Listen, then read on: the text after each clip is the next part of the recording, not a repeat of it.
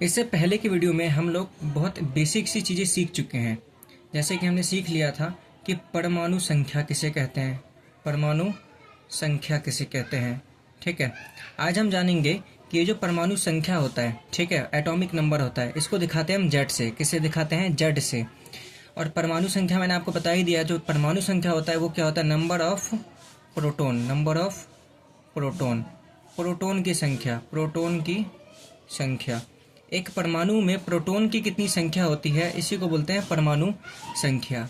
इसके अलावा मैंने आपको एक परमाणु द्रव्यमान पढ़ा दिया था, एटॉमिक मास मैंने आपको पढ़ा दिया था।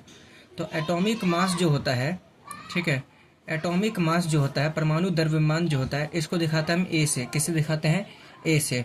और परमाणु द्रव्यमान किसके बराबर होता है? प्रोटॉन प्लस में न्यूट्रॉन। बताया था कि जितना भी परमाणु का द्रव्यमान होता है, एटम का जो पूरा वजन होता है, वो उसके न्यूक्लियस में होता है, केंद्र में होता है। और केंद्र में होता है प्रोटॉन और न्यूट्रॉन। तो प्रोटॉन और न्यूट्रॉन को जोड़ देंगे तो हमारा क्या बनेगा? परमाणु द्रव्यमान बनेगा। और इलेक्ट्रॉन का वजन बिल्कुल ना के बराबर होता है।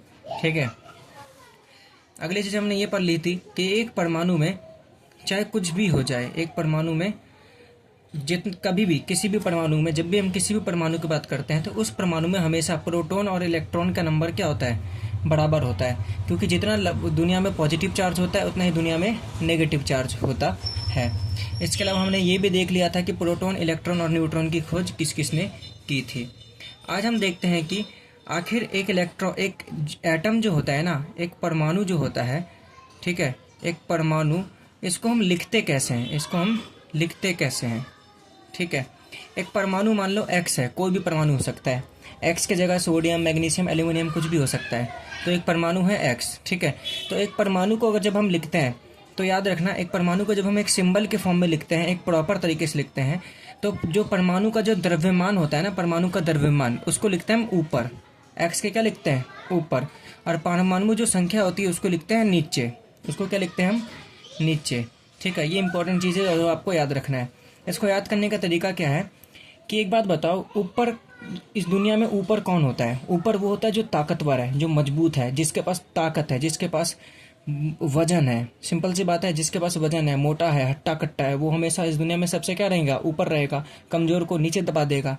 तो परमाणु द्रव्यमान, द्रव्यमान का मतलब क्या होता है? वजन। तो वजन को हमें क्या रखना है? ऊपर। क्योंकि जो वजन होगा, जिसके पास हट्टा कट्टा शरीर होगा, वो ऊपर ही रहेगा।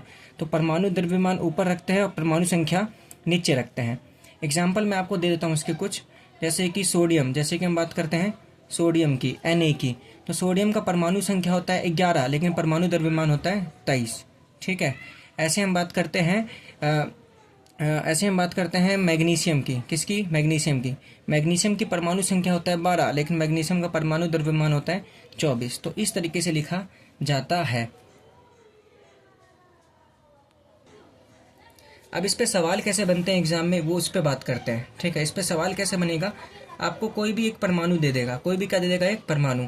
आपको एक परमाणु दे देगा एक्स, एक दे देगा परमाणु एक्स, 15 और 30, 15 और 30। ठीक है, अब वैसे आपको तो पता है कि 15 नंबर पे कौन आता है। अगर आप जोड़ेंगे तो आपको पता चल जाएगा 15 नंबर पे कौन आता है। ठीक है, hydrogen, helium, lithium, beryllium, boron करिए तो sodium, magnesium, aluminium, sodium, magnesium, aluminium, silicon, phosphorus.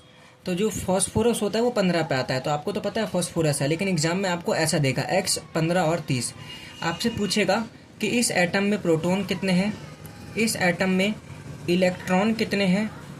ठीक है, इस एटम में प्रोटॉन कितने हैं, इस एटम में इलेक्ट्रॉन कितने हैं, और इस एटम में न्यूट्रॉन कितने हैं। ये 3 सवाल पूछेगा ये देने के बाद।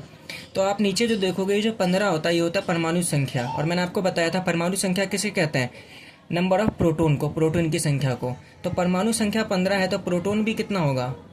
15 होगा। कॉमन सेंस वाली बात है।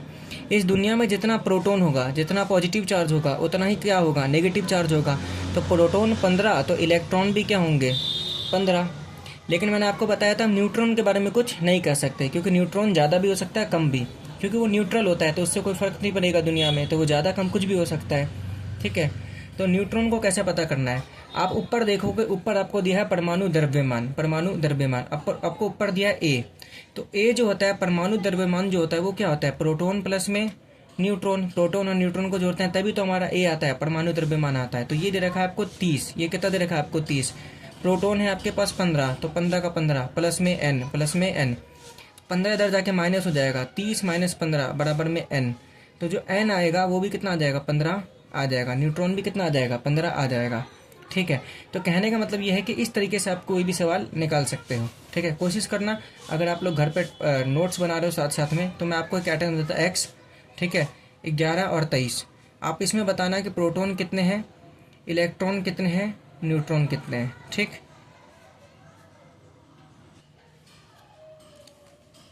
है, अब आगे चलते हैं। अब दो कंसेप्ट आता है, एक कंसेप्ट होता है आइसोटॉप, एक कंसेप्ट होता है आइसोटॉप।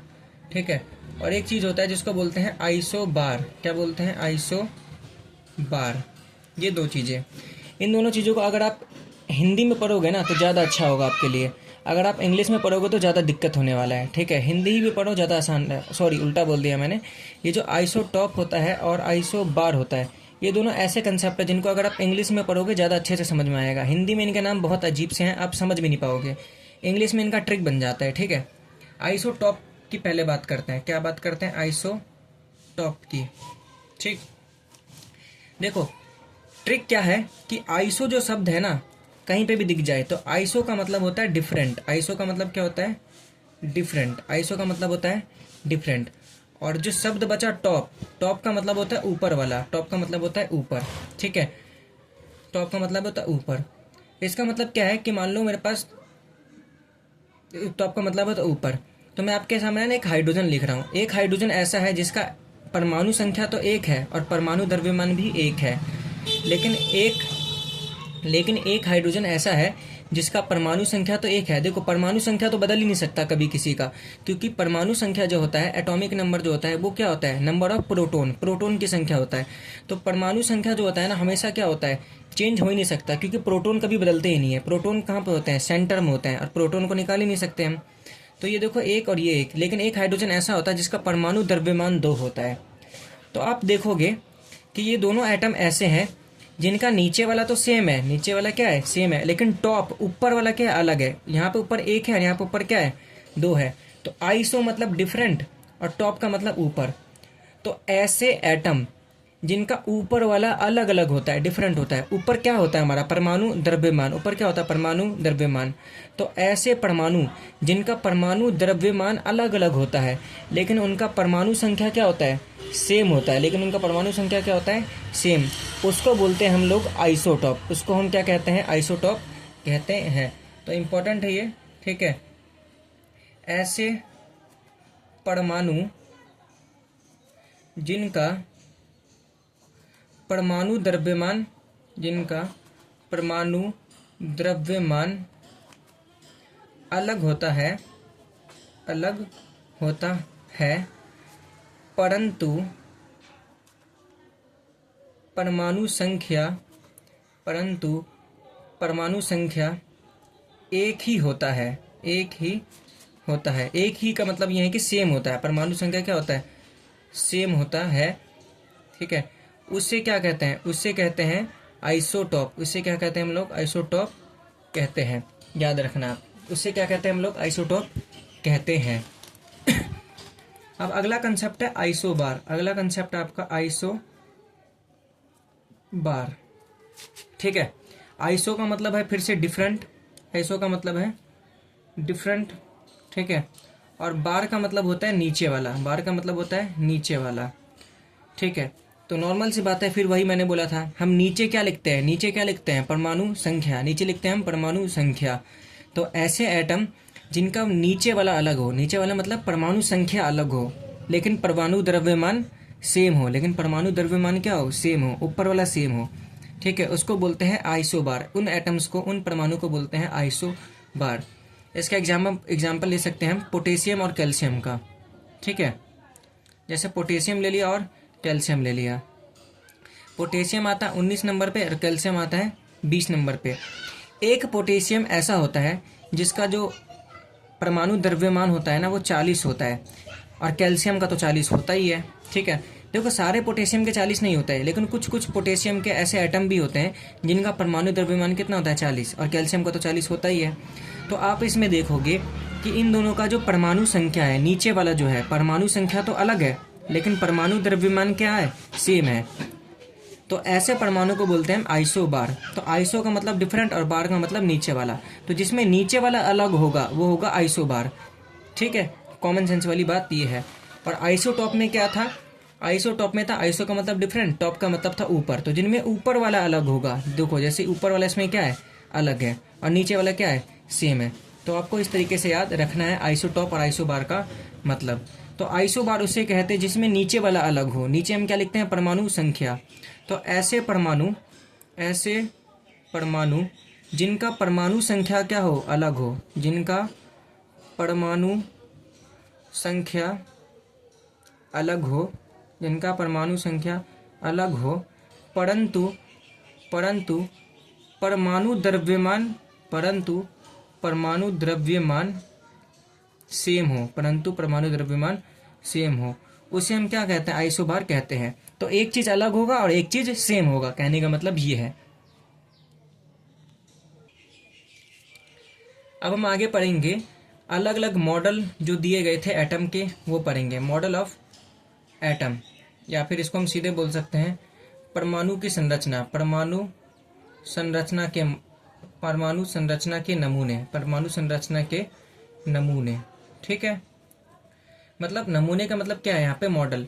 तो बहुत सारे ना वैज्ञानिक आए थे जिन्होंने बताया था स्टार्टिंग में कि एटम ऐसे दिखते हैं, परमाणु ऐसे दिखते हैं, उनके बारे में हमें पढ़ना है। मैंने आपको मेन तो बता दिया कि अभी एक्चुअल में क्या होता है एटम में, परमाणु में एक्चुअल में क्या होता है, प्रोटॉन और न्यूट्रॉन जो होते हैं वो केंद्र में होते हैं और इलेक्ट्रॉन चारों तरफ घूमते हैं, तो वो मैंने आपको बता दिया। लेकिन ये सब चीज़ पता करने में सैकड़ों साल की मेहनत लगी थी, अलग अलग वैज्ञानिकों ने अपना योगदान दिया था, तो हमें उसी योगदान के बारे में पढ़ना है।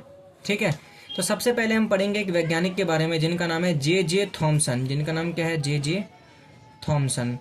इनका नाम है जे जे थॉमसन। ठीक है, जे जे थॉमसन। मैंने आपको बोला था कि इन्होंने इलेक्ट्रॉन का खोज किया था। इन्होंने क्या किया था, इलेक्ट्रॉन का खोज किया था। इन्होंने इलेक्ट्रॉन का खोज किया था, पहले ही मैंने आपको बता रखा था। ठीक है, जे जे थॉमसन ने परमाणु का जो मॉडल दिया था ना, उसको बोलते हैं तरबूज वाला मॉडल। ठीक है, तरबूज वाला मॉडल। ठीक है, तरबूज वाला मॉडल। इन्होंने एक परमाणु को जो है ना तरबूज से कंपेयर किया था। इन्होंने परमाणु को किससे कंपेयर किया था, तरबूज से। इन्होंने बोला था कि जितना भी परमाणु होता है ना, एक तरबूज की तरह होता है। परमाणु किसकी तरह होता है, एक तरबूज की तरह होता है। और इस तरबूज में जैसे बीज होते हैं ना, इन्होंने बोला था जैसे तरबूज की तरह होता है परमाणु। परमाणु किसकी तरह होता है, तरबूज की तरह। और तरबूज में दो चीज होती है, एक होती है लाल वाला हिस्सा, तरबूज में एक होता है लाल वाला हिस्सा, और बाकी क्या होते हैं, बीज होते हैं। बाकी क्या होते हैं, बीज। तो उन्होंने बोला था कि परमाणु जो होता है एक तरबूज की तरह होता है, जिसमें ये जो लाल वाला हिस्सा होता है ना, लाल वाला हिस्सा, ठीक है, जिसमें ये जो लाल वाला हिस्सा होता है, ये होता है हमारा, ये जो लाल वाला हिस्सा होता है ये होता है हमारा पॉजिटिव चार्ज। कौन सा चार्ज होता है, पॉजिटिव चार्ज। ठीक है, और ये जो बीज होते हैं ना, ये जो काले काले बीज होते हैं, ये होते हैं हमारे इलेक्ट्रॉन। ये क्या होते हैं, हमारे इलेक्ट्रॉन। इलेक्ट्रॉन यानी कि नेगेटिव चार्ज, इलेक्ट्रॉन यानी कि नेगेटिव चार्ज। ठीक है, तो जे जे थॉमसन ने यही बोला था कि परमाणु जो है ना एक तरबूज की तरह होता है, और परमाणु के अंदर क्या होता है कि जो लाल वाला हिस्सा होता है वो पॉजिटिव चार्ज होता है। सब क्या होता है, पॉजिटिव चार्ज, धनात्मक चार्ज होता है। और पॉजिटिव चार्ज के अंदर ना इलेक्ट्रॉन धसे होते हैं। इलेक्ट्रॉन क्या होते हैं, धसे होते हैं। तो जे जे थॉमसन का ये कहना था कि इलेक्ट्रॉन धसे होते हैं और इलेक्ट्रॉन हिल नहीं सकते। ठीक है, और जो लाल वाला हिस्सा होता है वो पॉजिटिव चार्ज होता है, और बीजों को बताया था इलेक्ट्रॉन। और जे जे थॉमसन ने एक इंपॉर्टेंट बात भी कही थी। उन्होंने ये बोला था कि जितना भी पॉजिटिव चार्ज होता है ना, और जितना भी नेगेटिव चार्ज होता है, वो हमेशा क्या होता है, बराबर होता है। जे जे थॉमसन ने ये बात कही थी कि जितना प्रोटॉन होगा उतना ही क्या होगा, जितना प्रोटॉन नहीं, उन्होंने बोला था जितना पॉजिटिव चार्ज होगा उतना ही क्या होगा, नेगेटिव चार्ज होगा। तब तक तो प्रोटॉन की खोज ही नहीं हुई थी ना। उन्होंने बस ये बोला था कि पॉजिटिव नेगेटिव चार्ज बराबर होता है। इलेक्ट्रॉन जो होते हैं वो बीज की तरह होते हैं, जो कि पॉजिटिव चार्ज के अंदर, लाल वाले हिस्से के अंदर धसे होते हैं। तो ये जे जे थॉमसन का मॉडल था। तो इनका मॉडल बहुत ज़्यादा फेल हुआ था, क्योंकि आगे जाके जब वो हुए थे, बहुत सारे एक्सपेरिमेंट हुए थे, तो पता चला था कि इलेक्ट्रॉन चारों तरफ घूमते हैं, इलेक्ट्रॉन धसे नहीं होते। ठीक है, तो जे जे थॉमसन के बाद जिन्होंने मॉडल दिया उनका नाम था रदरफोर्ड। उनका नाम क्या था, Rutherford, Ernest Rutherford, Ernest Rutherford. मैंने आपको पढ़ाया था कि जो रदरफोर्ड थे, ठीक है, जो रदरफोर्ड थे, ठीक है, जो रदरफोर्ड थे, मैंने आपको पहले ही पढ़ाया था, जो रदरफोर्ड थे, इन्होंने ही किसकी खोज की थी,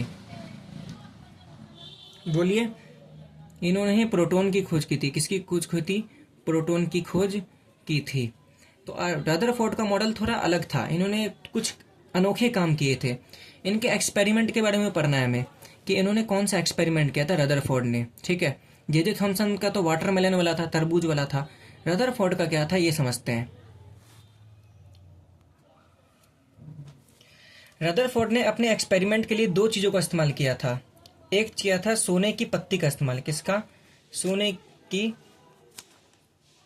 पत्ती का इस्तेमाल, यानी कि गोल्ड फॉइल। किसका इस्तेमाल? गोल्ड फॉइल का इस्तेमाल। सोने का एक चादर ले लिया था, बहुत पतला सा चादर लिया था। ठीक है, और इन्होंने इस्तेमाल किया था अल्फा पार्टिकल का। किसका? अल्फा पार्टिकल का। और इन्होंने इस्तेमाल किया था अल्फा कण का। अल्फा कण का।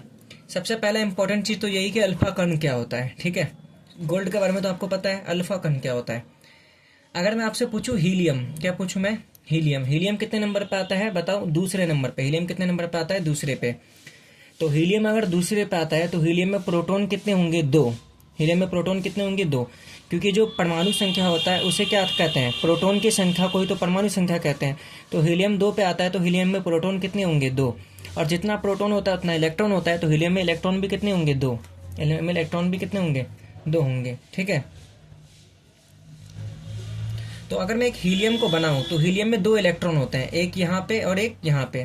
तो पहले वाला जो सेल होता है उसमें 2 ही जाता है, मैंने आपको पढ़ाया था। और उसके बाद 8 जाते हैं सब में। तो हीलियम में 2 इलेक्ट्रॉन होते हैं और 2 के 2 मैंने बना दिए। तो अगर एक हीलियम में से मैं ये वाला इलेक्ट्रॉन निकाल दूं और ये वाला भी इलेक्ट्रॉन निकाल दूं, दोनों ही क्या कर दिए हम? निकाल दे, बाहर निकाल दे। तो हीलियम में से अगर 2 इलेक्ट्रॉन निकाल देंगे तो हीलियम पे कितना चार्ज आ जाएगा? प्लस का 2 चार्ज आ जाएगा। क्योंकि एक इलेक्ट्रॉन निकाला तो प्लस 1 चार्ज, और दूसरा इलेक्ट्रॉन निकाल दिया तो हीलियम पे कितना चार्ज आ जाएगा? प्लस का 2। प्लस का 2 चार्ज कैसे आएगा? क्योंकि हम माइनस का चार्ज निकाल रहे हैं। यहाँ से माइनस का 1 निकाल दिया, ये वाला भी माइनस वाला मैंने चार्ज निकाल दिया। तो अगर माइनस वाला चार्ज निकाल दूंगा तो प्लस वाला चार्ज क्या हो जाता है? ज़्यादा हो जाता है। ठीक है, क्योंकि हमें पता है कि हीलियम के अंदर 2 इलेक्ट्रॉन होंगे और 2 क्या होंगे? प्रोटॉन होंगे। तो 2 इलेक्ट्रॉन, 2 नेगेटिव चार्ज और 2 पॉजिटिव चार्ज। तो जब तक दोनों बराबर बराबर थे तो इसके ऊपर हीलियम के ऊपर चार्ज कितना था? 0, क्योंकि 2 माइनस और 2 प्लस तो खत्म कर देते थे। लेकिन अगर मैं ये 2 निकाल दूं, अगर मैं ये 2 बाहर निकाल दूं, ठीक है, ये दोनों मैं क्या कर दूं? बाहर निकाल दूं। ठीक है, तो मेरे पास क्या बचेगा? हीलियम के अंदर सिर्फ 2 प्रोटॉन, और प्रोटॉन पे क्या होता है? प्लस का चार्ज होता है। तो अगर मैं 2 इलेक्ट्रॉन निकाल दूं तो हीलियम पे क्या बचेगा? सिर्फ 2 प्रोटॉन। तो हीलियम पे हो जाएगा प्लस का 2 चार्ज। तो He प्लस जो 2 होता है ना, इसी को हम अल्फा पार्टिकल बोलते हैं। इसी को हम क्या बोलते हैं? अल्फा कण बोलते हैं। अगर हीलियम में से उसके दोनों इलेक्ट्रॉन को निकाल दिया जाए तो हीलियम पे प्लस 2 चार्ज आ जाता है, और इसी को क्या बोलते हैं? अल्फा कण कहते हैं।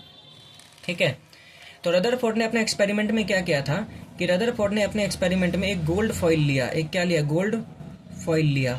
ठीक है, एक सोने की पत्ती ली और उसको पीट पीट के एकदम पतला कर दिया, बिल्कुल पतला। बिल्कुल ज़्यादा क्या कर दिया? पतला कर दिया। इन्होंने पीट पीट के उसको इतना पतला कर दिया कि इसकी जो मोटाई थी ना, इसकी जो मोटाई थी, सोने के चादर की जो मोटाई थी, वो 1000 परमाणु के बराबर थी। वो 1000 परमाणु की क्या थी? बराबर थी। उन्होंने पीट पीट के इतना पतला कर दिया उसको कि जो सोने के जो फॉइल था, गोल्ड फॉइल था, इसकी मोटाई सिर्फ 1000 परमाणु के बराबर रह गई। ठीक है, और उसके बाद इन्होंने क्या किया? इस गोल्ड फॉइल के ऊपर ना अल्फा पार्टिकल फेंका। क्या फेंका? अल्फा पार्टिकल फेंका। तो अल्फा पार्टिकल का साइन ऐसा होता है। इसके ऊपर इन्होंने क्या फेंका? अल्फा पार्टिकल फेंक के देखा। अब जब इन्होंने अल्फा पार्टिकल देखा, फेंका, तो उन्होंने क्या देखा? अब देखो, आपको पता है कि हर एक चीज़ के अंदर क्या होता है? एटम होता है। हर एक चीज़ के अंदर क्या होता है? एटम होता है। तो मान लो मैं यहाँ पे एक एटम बना रहा हूँ। मान लो मैं यहाँ पे क्या बना रहा हूँ? एटम। और एटम का बीच में क्या होगा? सेंटर। यहाँ पे मैंने बनाया एटम, एटम का बीच में क्या होगा? सेंटर। ये एटम, बीच में सेंटर, एटम, बीच में सेंटर। करोड़ों एटम होंगे एक गोल्ड फॉइल में तो। ठीक है, तो उन्होंने क्या देखा कि ये जो होता है अल्फा पार्टिकल होता है He प्लस 2 पॉजिटिव चार्ज होता है। अल्फा पार्टिकल क्या होता है? पॉजिटिव चार्ज, जिसपे प्लस 2 का चार्ज होता है। तो रदरफोर्ड ने देखा कि ज़्यादातर जो चार्ज है ना, ज़्यादातर जो अल्फा पार्टिकल है ना, वो बिना किसी दिक्कत के बाहर निकल जा रहे थे। क्योंकि बिना किसी दिक्कत के क्या निकल जा रहे थे? बाहर निकल जा रहे थे। ऐसे उनको कोई दिक्कत हो ही नहीं रहा था। और कोई कोई पार्टिकल टकरा रहे थे बीच में इसके। कोई कोई पार्टिकल जो है ना, एटम के बीच में टकरा कर वापस पीछे की तरफ भाग जा रहे थे, वापस पीछे की तरफ भाग जा रहे थे। समझे? तो आपको पता है कि जो अल्फा पार्टिकल होता है उस पर पॉजिटिव चार्ज होता है, और एटम का जो सेंटर होता है इस पर भी कौन सा चार्ज होता है? पॉजिटिव चार्ज होता है, यहाँ पे प्रोटॉन होता है। तो जब अल्फा पार्टिकल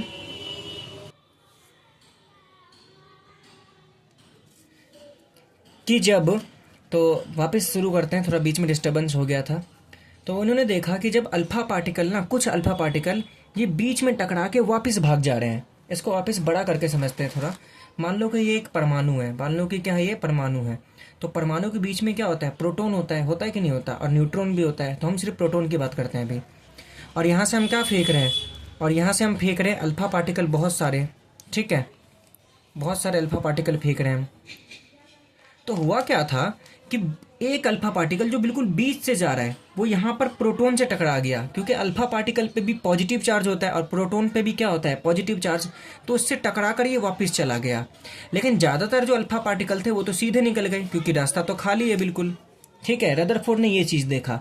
तो रदरफोर्ड ने दो चीज़ देखा। एक ये देखा कि ज़्यादातर जो अल्फा पार्टिकल है वो बिना किसी दिक्कत के निकल गए, आगे की तरफ निकल गए। लेकिन कुछ कुछ पार्टिकल, कितने पार्टिकल उन्होंने बताया था, 12,000 में से एक, 12,000 में से एक।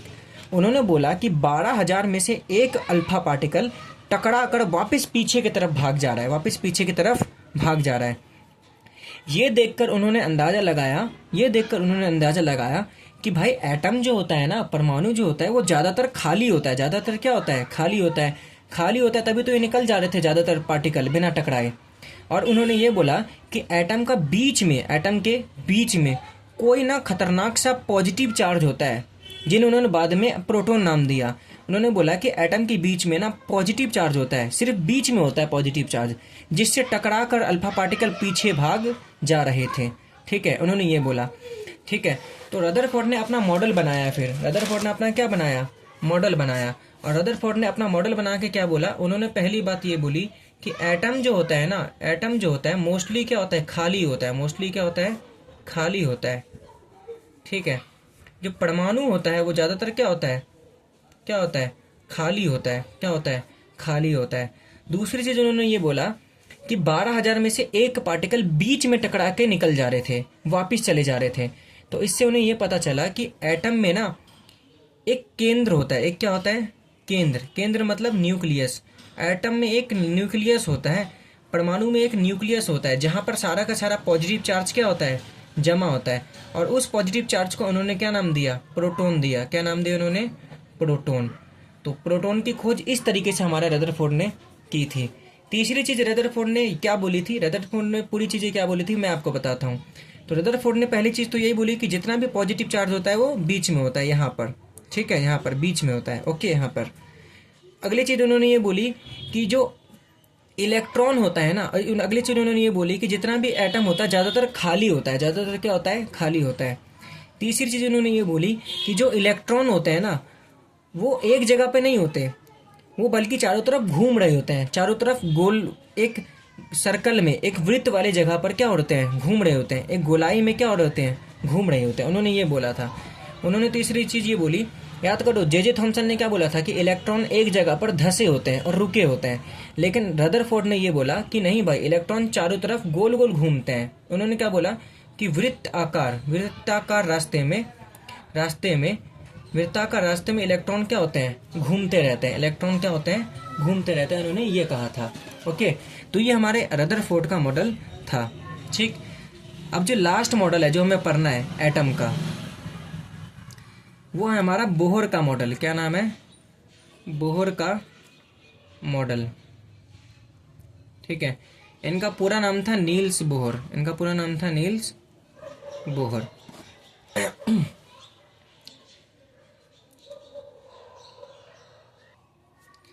नील्स बोहर ने क्या बोला था, नील्स बोहर का मॉडल ही जो है अभी सबसे ज़्यादा चलता है।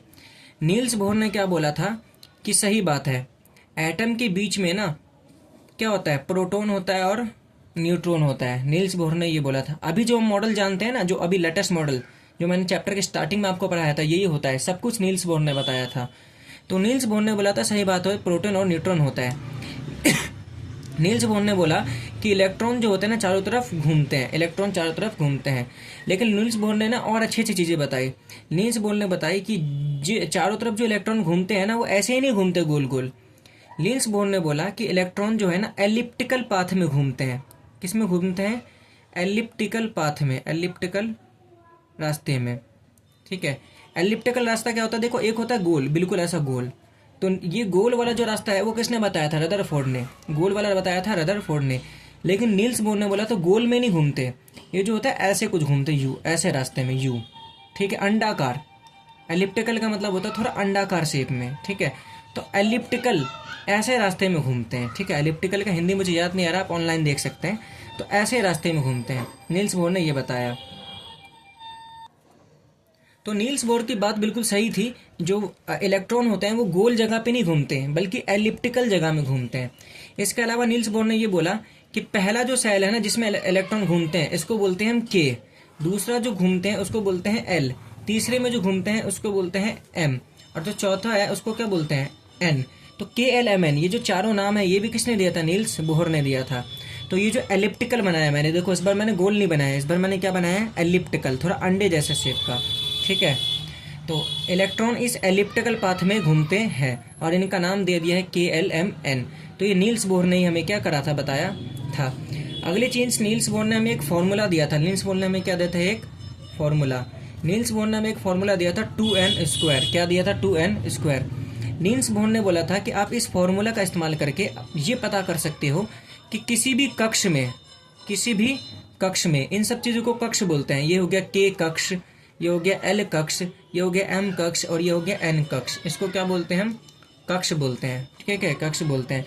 और इन कक्ष का जो शेप होता है, और इन कक्ष का जो शेप होता है वो क्या होता है, एलिप्टिकल होता है, ठीक है।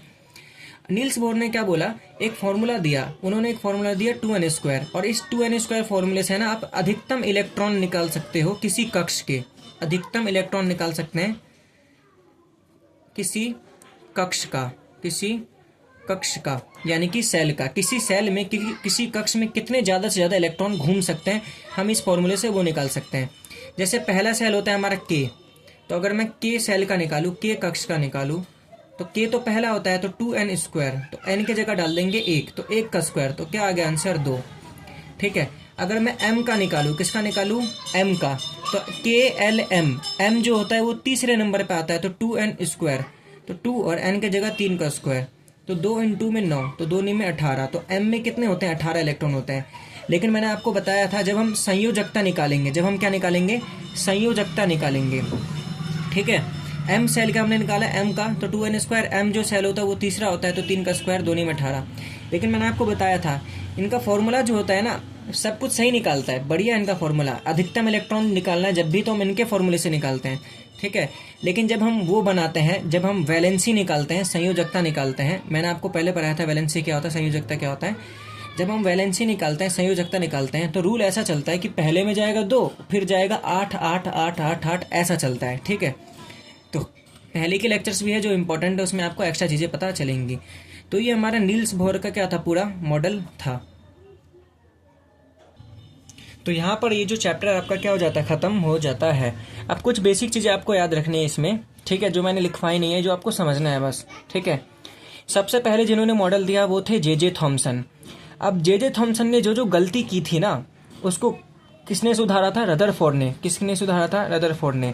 तो कभी भी एग्जाम में अगर आपसे पूछा जाए कि जे थॉमसन की इस गलती को किसने सुधारा, तो आपको जवाब देना रदरफोर्ड, ठीक है।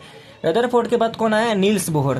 तो अगर आपसे कभी एग्जाम में पूछा जाए कि रदरफोर्ड की गलती को किसने सुधारा, तो आपको हमेशा जवाब देना है नील्स बोहर। चाहे आपको गलती से किसने सुधारा पता हो ना हो, लेकिन डायरेक्ट जवाब देना कि रदरफोर्ड की गलती को नील्स बोहर ने सुधारा, चाहे कोई भी गलती बोला जाए आपसे, ठीक है। एग्जाम्पल के तौर पे जे थॉमसन ने बोला था कि इलेक्ट्रॉन धसे होते हैं, लेकिन रदरफोर्ड ने क्या बोला, इलेक्ट्रॉन चारों तरफ घूमते हैं, ठीक है। रदरफोर्ड ने ये तो बताया कि इलेक्ट्रॉन चारों तरफ घूमते हैं, रदरफोर्ड ने ये बोल दिया कि इलेक्ट्रॉन चारों तरफ गोल आकार में घूमते हैं, गोलाई में घूमते हैं, वृत्ताकार में घूमते हैं। लेकिन नील्स बोहर ने क्या बोला, वृत्ताकार में नहीं घूमते, ये किस में घूमते हैं, एलिप्टिकल पाथ में घूमते हैं, ठीक है। जैसे मैंने आपको बताया था एलिप्टिकल पाथ कैसा होता है, वो एलिप्टिकल पाथ में घूमते हैं, ना कि गोल पाथ में। इसके अलावा नील्स बोहर ने हमें ये भी बताया कि कौन कौन से सेल होते हैं, कौन कौन से कक्ष होते हैं, के होता है, एल होता है, एम होता है, एन होता है। और नील्स बोहर ने हमें लास्ट में ये भी बताया कि ये जो के एल एम एन होता है, इसमें कितने कितने अधिकतम इलेक्ट्रॉन हम डाल सकते हैं। उम्मीद है कि ये चैप्टर आपको पूरा पसंद आया हो, ठीक है। ऐसे ही पढ़ते रहिए। इस टॉपिक का भी जो टेस्ट है, इस चैप्टर का भी टेस्ट जो है, आपको कमेंट सेक्शन में और डिस्क्रिप्शन में इस टेस्ट का क्या मिल जाएगा, लिंक मिल जाएगा, ठीक है। इस चैप्टर का भी टेस्ट का जो लिंक है आपको डिस्क्रिप्शन और कमेंट सेक्शन में मिल जाएगा। धन्यवाद।